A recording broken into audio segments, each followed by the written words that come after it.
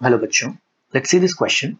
This question says in the titration of a solution of a weak acid HX with NaOH, the pH is 5.8 after 10 milliliter of NaOH solution has been added and 6.402 after 20 milliliter of NaOH has been added. What is the ionization constant of HX? Ionization constant मतलब Ka की value यहाँ पे पूछी जा रही है for HX. सबसे पहले इस क्वेश्चन को कैटेगराइज करते हैं कि किस चैप्टर से है और उसमें लगने वाला की कंसेप्ट क्या है. सो ये क्वेश्चन आयनिक इक्विलिब्रियम से पूछा गया है और इस क्वेश्चन को करने के लिए जो की कंसेप्ट रिक्वायर्ड है वह knowledge about acid base titration. Acid base titration इसके बारे में हमको पता होना चाहिए to solve this question successfully. तो यहाँ पे HX की रिएक्शन NaOH के साथ हो रही है. HX है एक वीक एसिड, उसकी रिएक्शन NaOH के साथ हो रही है. बन के रहा है NaX एक सॉल्ट और वाटर. राइट, जब भी एक एसिड एक बेस के साथ रिएक्शन करता है तो क्या बनता है? सॉल्ट एंड वाटर बनता है. Okay, what is the initial millimoles of HX?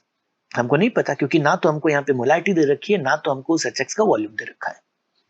NaOH का वॉल्यूम तो है बट उसकी मोलारिटी नहीं गिवन है, तो वो हमको अज्यूम करनी पड़ेगी. So let's assume molarity of HX and NaOH is assumed as M1 and M2. M1 and M2 मोल पर लीटर मैंने HX और NaOH की मोलारिटी अज्यूम कर ली है. वॉल्यूम ऑफ HX क्या अज्यूम किया है? वॉल्यूम ऑफ HX मैंने अज्यूम किया है V मिलीलीटर. सो HX के इनिशियल नंबर ऑफ मिलीमोल्स मेरे कितने आ जाएंगे? M1V. NaOH के इनिशियल मिलीमोल्स कितने आ जाएंगे?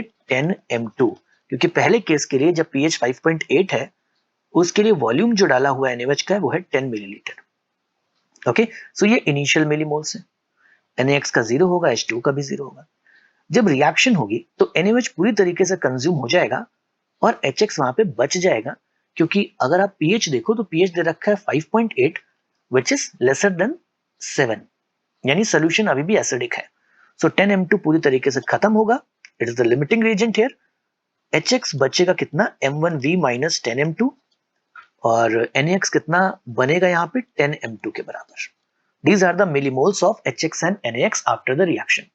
So ये एक बफर सोल्यूशन बन गया, राइट, क्योंकि आपके पास सोल्यूशन में एक वीक एसिड है और उसका कॉन्जुगेट बेस है, तो एक बफर सोल्यूशन आपको यहाँ पे मिल रहा है जिसका pH कैसे लिखते हैं? pH of a buffer solution is equal to pKa plus log concentration of salt upon concentration of that weak acid.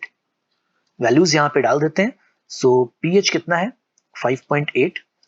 pK हमको निकालना है plus log concentration of HX यहाँ पे M1V minus 10 M2 है और NaX 10 M2 है. सो 10 M2 upon M1V minus 10 M2, ये आ गई हमारी इक्वेशन 1. सिमिलरली सेकेंड केस के लिए भी हम pH निकालेंगे. सिमिलरली सेकेंड केस जो है हमारा, उसके लिए pH कितना दे रखा है? 6.402 और वॉल्यूम ऑफ NaOH जो मिला है वह 20 मिलीलीटर. सो ये आ जाएगा 6.402 is equal to pKa plus log of 20 M2. 10 की जगह बस 20 हो जाएगा. 20 M2 divided by M1V minus 20 M2. ये हो गई हमारी इक्वेशन 1. हमको क्या करना है? हमको करना है second minus first to do the calculation. Second minus first हमको करना है. सेकेंड माइनस फर्स्ट करने पे हमको मिल जाता है लेफ्ट हैंड साइड पे 0.602. राइट हैंड साइड पे पीके कैंसिल हो गया, आ गया log 20 M2 M1V minus 10 M2 divided by M1V minus 20 M2 into 10 M2. क्या क्या कैंसिल आउट हो रहा है यहाँ पे? M2 सीधे सीधे कैंसिल आउट हो रहा है न्यूमरेटर और डिनोमिनेटर में. 0 कैंसिल आउट हो जा रहा है और ये जो 0.602 है ये log 4 की वैल्यू होती है. ओके, सो log 4 की वैल्यू ये हो जाएगी, तो इसको जब मैं log 4 लिखूंगा तो log भी कैंसिल हो जाएगा और मुझे मिलेगा finally 2 times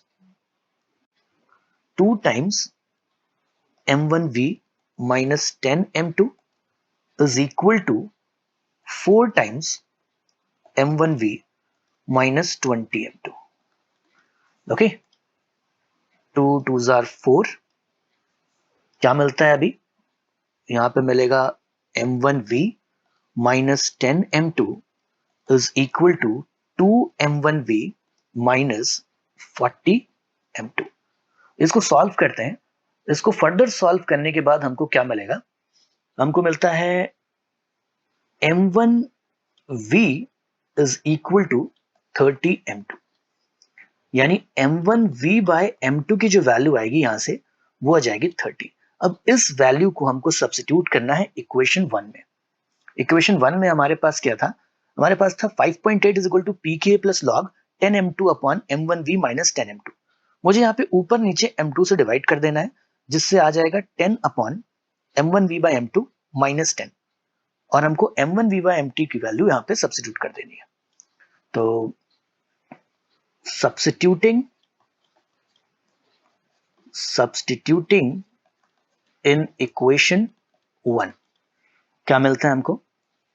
5.8 is equal to pka plus log 10 upon 30 minus 10.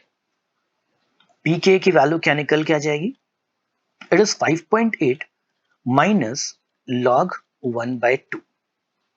So pk आ जाता है 6.1. It means minus log k आ गया हमारा कितना? 6.1. लॉग k की वैल्यू आ गई है माइनस 6.1.